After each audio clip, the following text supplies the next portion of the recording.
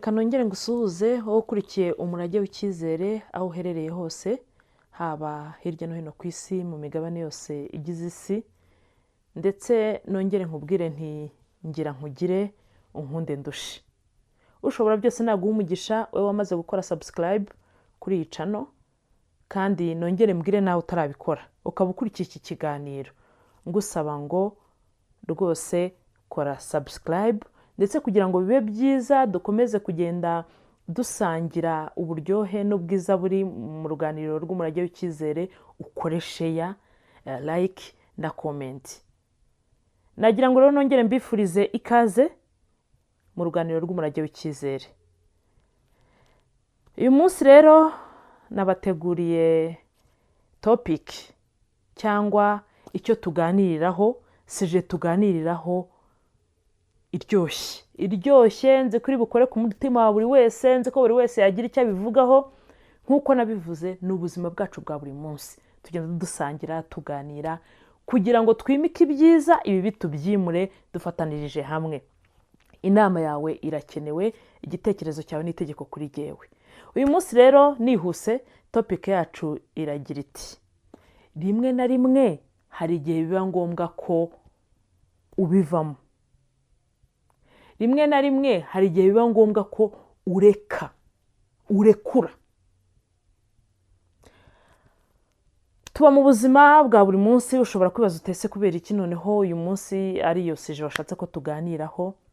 Mu buzima bwacu bwa buri munsi, buri wese uri ahangaha mu buzima abamo, haba ubwe ku giti cye, haba ubwo muri famiye abamo, haba mu bw'abaturanyi, haba mu bw'imikorere, hagarukamo icyo twita gukomezanya, gufatana amaboko, guterana imbaraga, kandi ni ikintu cyiza.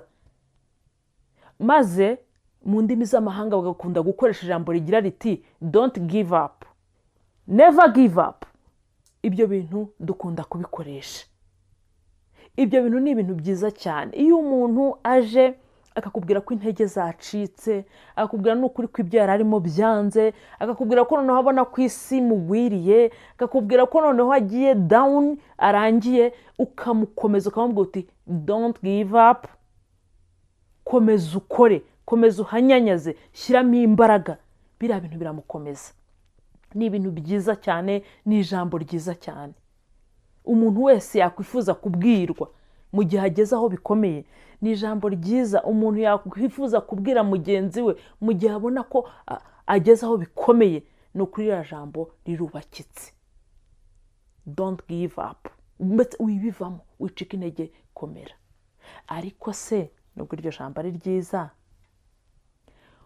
uzi ko ushobora gusanga option ya nyuma, icyanyuma gisigaye kugira ngo uwo muntu yikize, cyangwa akize amagara ye, cyangwa akize undi muntu, cyangwa akize ubuzima bwe muri rusange, cyangwa ubw'undi muntu.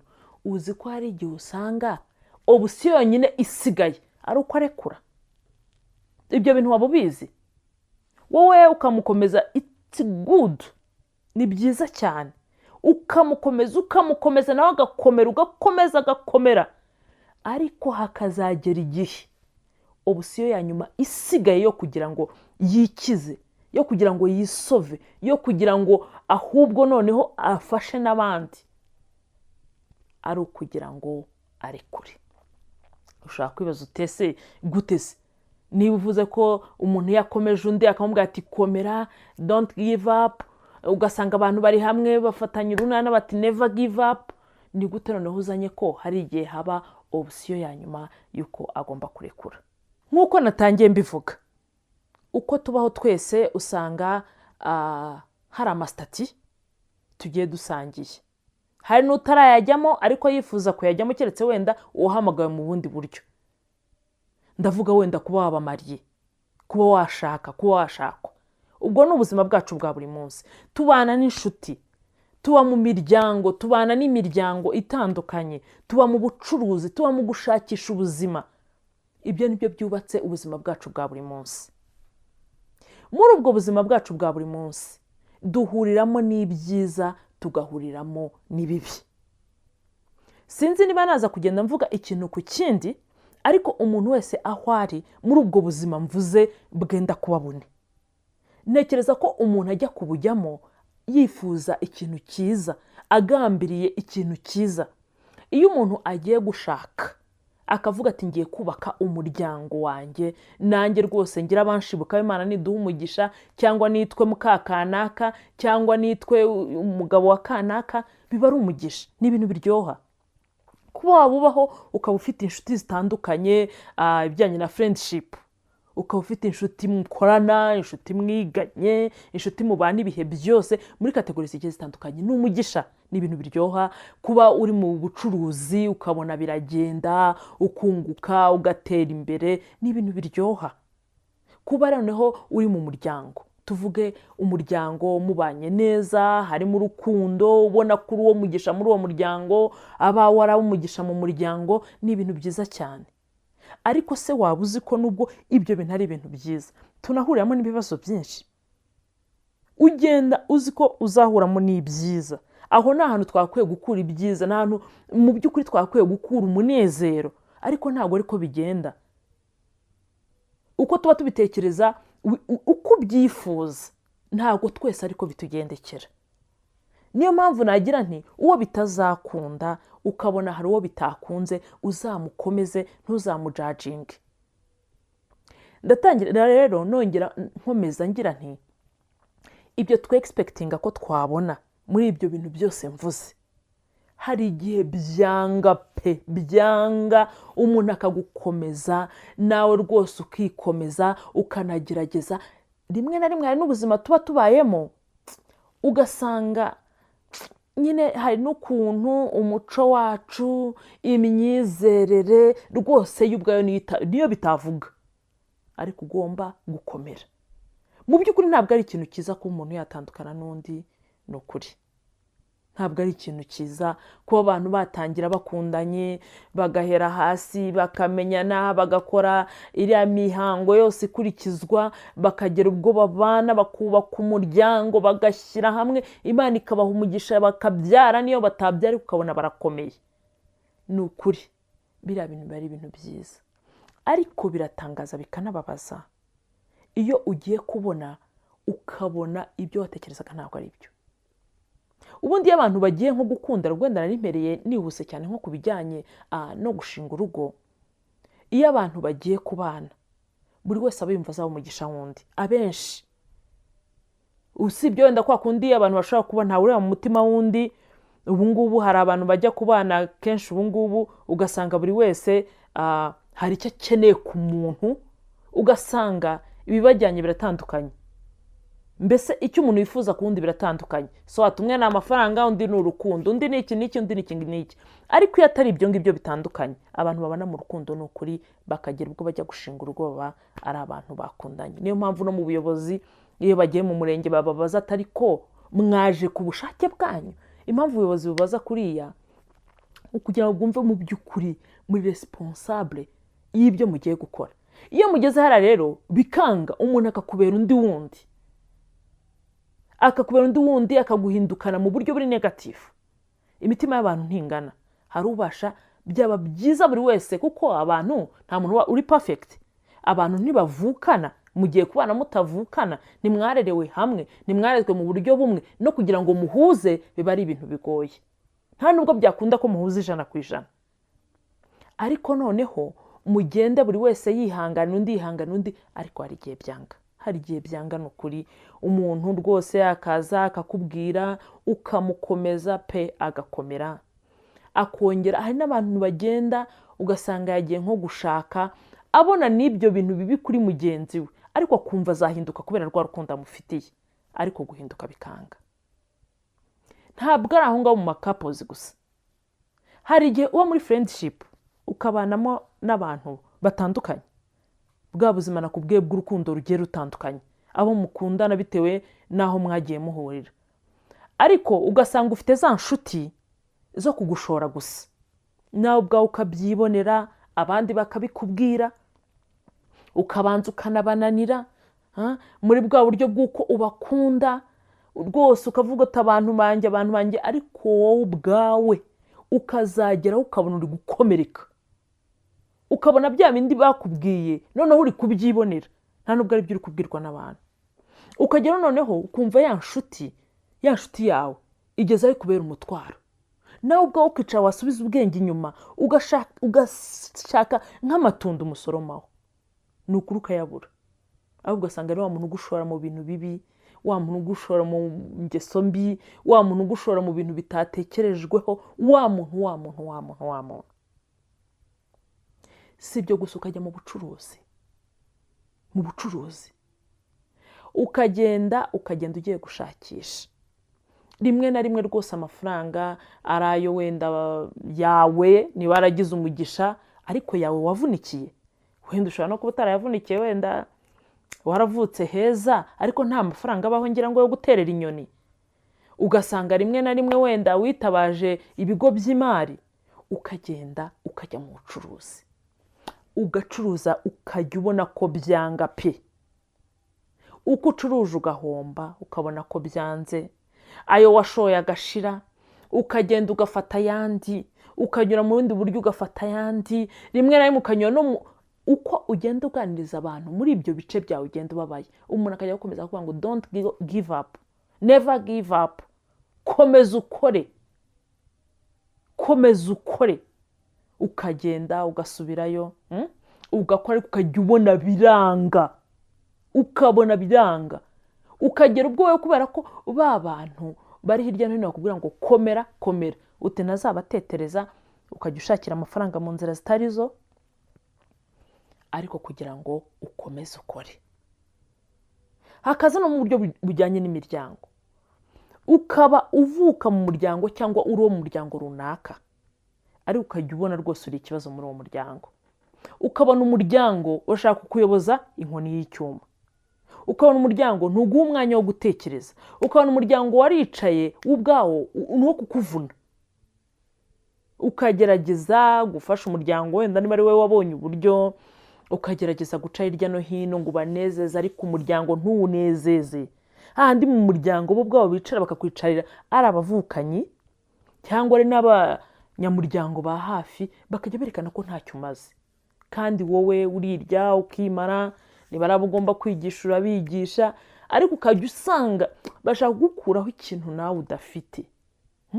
Barashaka mbese nawe ntiwitekerezeho, mbese uhore uri provider, bagukuramo ubushobozi, bagukuramo amafaranga, ndetse rimwe na rimwe wajya no gukora famiye yawe.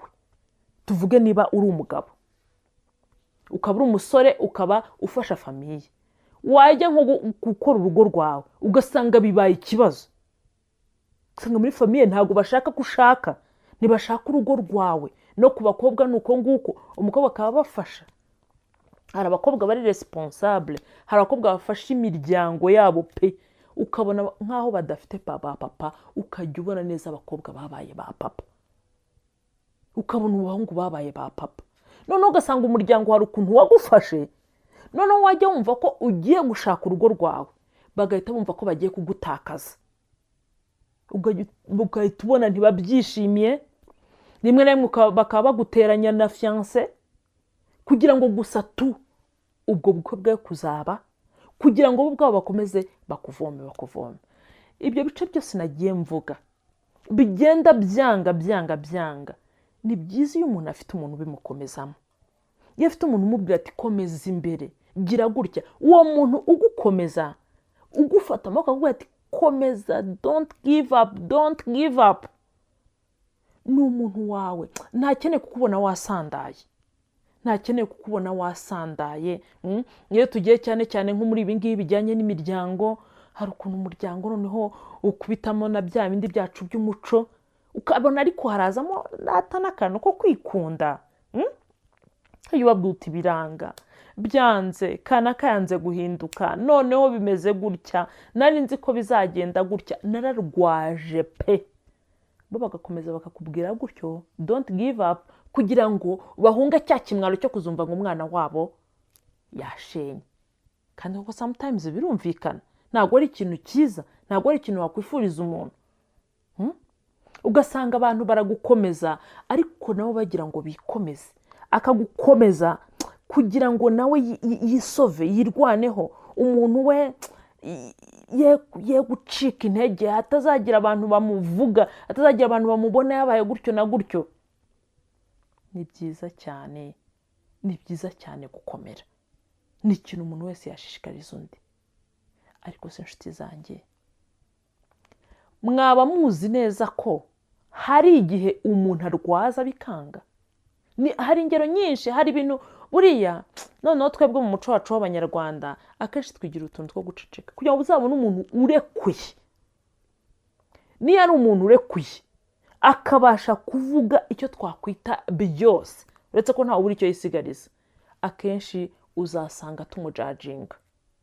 Uriya muntu nta mabanga agira, cyane cyane mu bijyanye n'imiryango, nta mabanga agira, ubundi buriya yagomba kubivuga, ubundi ntabwo mvuze ngo umuntu agende yisandaze. Ariko niba umuntu aje akakubwira ati byanze, akagira ubwo gukingura umutima akavuga ati nawe reba, akakubwiza ukuri kose, wowe uri kumugira inama nk'ubyumva. We noneho hari uburyo ari kwiyumva nk'uri mu kibuga, niba uzi ibibazo ahuriramo nabyo. Ibyo bintu byose ni ibintu ushobora guhuriramo n'ibibazo bitandukanye. Hari ibibazo bishobora gutusha ku bwonko, biri psikolojike.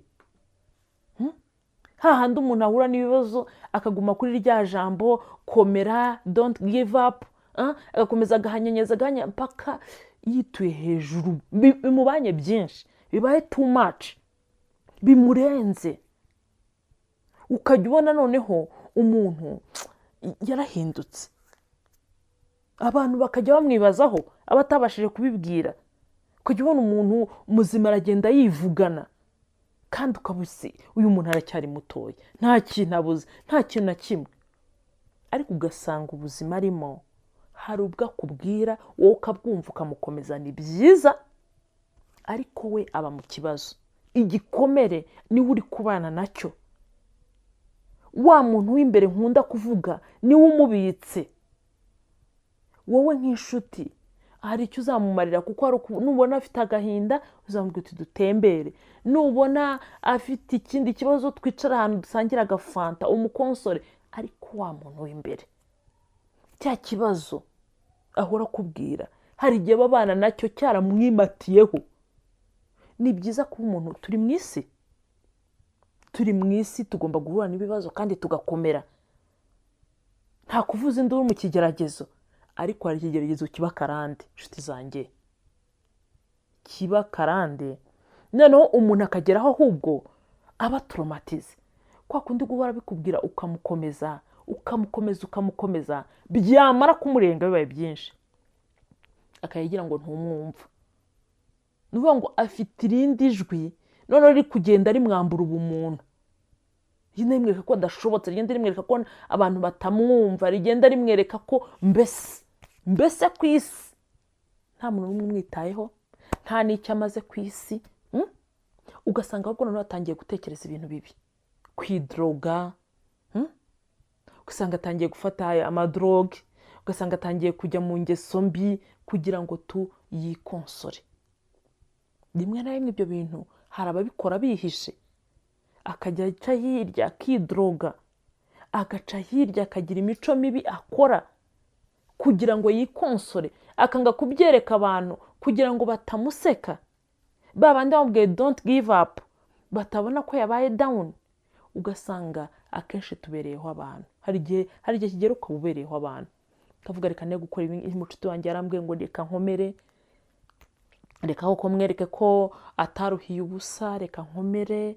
Mama yarambwiye ngo niko zubakwa, reka ne gutetereza mama, edayeri mama yandeze ari we wenyine, reka bye kuba ikimwaro cyabaye wenda kuri mama nawe niba hari uko byagenze nanjye kitazangeraho. Ukaba ugiye mu bucuruzi, ese koko ndabivamo, nimbivamo kana kazanseka. Hari igihe uba waragiye noneho muri izo bizinesi ufite nk'abantu muri gupingana ngo ubereke ko nawe ushoboye. Amagambo avugwa menshi, nibwo buzima tubamo. Ibiguhiga biba biri aho ngaho, ugatekereza ubuse nimbivamo, ubuse koko kana kazanseka bizagenda bite. Ibyo byose bikagenda bikazana amadepresiyo. Ugasanga umuntu mu muryango bya bindi bye kuba yaramenyereye kuba provider w'umuryango, nawe yabaye aho ngaho intazababaza umuryango. Ugasanga umuntu sometimes ntashatse kubera za nshingano nyinshi, yanashaka noneho urumva agize ingo nyinshi, hari urwa ku giti cye, hari na famiye muri rusange. Urumva bose agomba kubitaho, uwo yashatse akababaye ikibazo mu muryango, yewe kuva yashaka kanaka nta kigenda, nta kitwitaho, bikamubana byinshi. Ugasanga umuntu yarakomeretse, ukabona umuntu ni umutunzi, ukabona umuntu ntacyo abaye, ukajya ubona umuntu aragenda arashonga ashira, ukabona umuntu nta kwishima, ukabona umuntu afite ikintu kimeze nk'irungu, ukabona umuntu afite ikintu kimeze nk'agahinda, ukagenda ubona ibimenyetso byinshi by'uko umuntu agenda ahinduka umunsi ku munsi. Kandi twebwe fizikali, wa muntu we tureba inyuma, turamujanika tukabona nta n'ikintu abaye, tukabona afite amafaranga, tukabona ameze neza. Rimwe na rimwe rwose ukaba umuntu yanakubwira ati shati kanaka mama afite depression, ati ni imyiryo wana, ati ni imyiryo. Ugasanga abantu barwaye amadepression atari bo, ahubwo bafite ibikomere. Noneho bya bikomere berekanye, umuntu arakubwira ati renzaho, pfusha, uramenye, akajya guha ingero, reba kanaka ko yihanganye, kanaka ko byagenze gute, kanaka ko byagenze gutya, kandi nawe koko ukajya ubona nibyo. Ugahagarara kigabo, ugahagarara gitore ku nyungu z'umuryango, ku nyungu z'ikigare mu bana, uramenye ntuzave mu bucuruzi wana, urumva. Kandi wenda ubwo bucuruzi ari kuva wenda ari bacuruzaga imyenda, ukaba wenda wahindura ukajya gukora ikindi kintu kandi ubuzima bukagenda, ariko ukabyihambiraho ubibona ko biri kurangira. Ibyo byose rero bigenda bizana, ni ibintu tubana nabyo, bizana ingaruka zitandukanye, kandi dukomezwamo amaboko. Don't give up, never give up. Dukomezwamo amaboko n'abacu badukunda, ariko wowe ukageraho bitewe nawe ukabona ko nta yindi solution n'imwe isigaye usibye kuyamanika ukarekura, kubera ko niwe wiyizi, ni wowe uzi situation urimo, ni wowe uzi agahinda ufite. Ni byiza kuba ufite inshuti, ni byiza kuba ufite abagukomeza amaboko, ni byiza kuba ufite abakubwira ati twaza, ariko nawe genda wicare, ushyire ku munzani. Ni byiza ko izo nama baguhaye nawe ugenda ukongera ukisubiramo ukareba ko ukarwaza, kuko ushobora no gusanga ibyo bibazo uri kugenda ubabwira bagukomeza, ukaba ugeze aho wumva bikurenze, ugasanga ni nawe ubitera. Hari igihe biba ari wowe ubwawe, ari wowe ikibazo. Genda ubanze wicare, nibwo aho don't give up. Genda ubanze wicare uvuga uti ni byiza, barankomeje, ariko biri kwanga, muri cadre zose biri kwanga. Ugeze ahantu noneho wumva birenze, indwara zaraje, abantu basigaye baturika imitsi, amastroke, amadepression, kwivugana rwose. Iyo bitinze hazamo n'amahohoterwa mu bintu nk'ibyo ngibyo, noneho biri mu miryango. Iyo ukomeje kurwaza ku muntu wawe, uzi ko ari umuntu uzahinduka, uzi ko ari umuntu wakunze, uzi ko ari umuntu ukunda, bihari igihe bikurenga. Abantu bakabana, noneho umuntu yabona noneho ukomeza no kumwikomezaho, bikarangira nakwishe. Tujye twumva rwose parteneri wishe undi, amakuru turayabona umunsi ku munsi. Bariya abantu ntabwo wahamya ko batari barakundanye, ahubwo ni kwa kundi don't give up, ugakomera. Ariko mu gukomera ntujye winyuramo ngo urebe mu by'ukuri uyu musozi ndi guterera, ndi kuwuterera koko, cyangwa ndi gutera intambwe imwe ngasubira inyuma ebyiri. Bikagenda bikaba byinshi, bigatera ibibazo byinshi. Abana ugasanga barahungabanye, abana ugasanga bafite ihungabana ritandukanye. Ntabwo turi mu mahungabana y'abana, ni menshi. Kandi ugasanga uko guhungabana kw'abana ari ukubakora ku mutima, ari ukubakora ku bwonko, ari ukubakora inyuma, byose byaturutse kuri babiri, baba fondateri, papa na mama. Ba bantu bahora batumvikana, ba bantu bahora ku bintu byinshi, abana babareba babwira don't give up. Nawe kandi ukajya ubyibwira, uramenye, mama yaravuze uramenye, ntuzavere ahantu, uriya muntu afite amafaranga, shikama. Ugashikama ku ifaranga ukibagirwa ko hari undi muntu. Abana bagahungabana, ukajya mu bucuruzi, ugasanga urahombye pe, urahombye, uricaye, byaratangiye ubibona, ugakomera ukarwaza, ariko n'ubundi ukajya ubona, umva grafike ihora ijya mu kuzimu, nta gihe na kimwe nibura itambika ngo ubone birashaka kuza. Ugahomba, rimwe na rimwe uhombeje amafaranga y'umuryango, niyo yabatungaga, niyo yagiraga gute. Rimwe na rimwe ugasanga hari ingeso mbi wishoyemo kubera bya bihombo ugenda ugira. Ajyaho nibura ugenda usubizamo hahandi, ingeso mbi nazo ukaba wazikuramo ibibi. Ugasanga ibintu byose byarivanze, ugasanga inshuti ziraho, wajya winyuramo ukareba inshuti ufite, ubundi izi inshuti ni bwoko ki?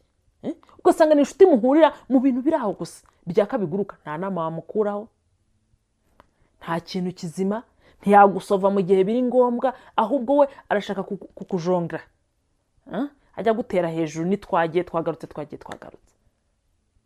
Ugasanga mu muryango urimo, ariko nubwo uri mu muryango urahavuka cyangwa ufite uko wabarizwa, ariko ukabona ntabwo we bakikubona nk'umuntu wo mu muryango, ahubwo barakubona nk'ahantu bavoma ubuzima, bo bamanitse amaboko.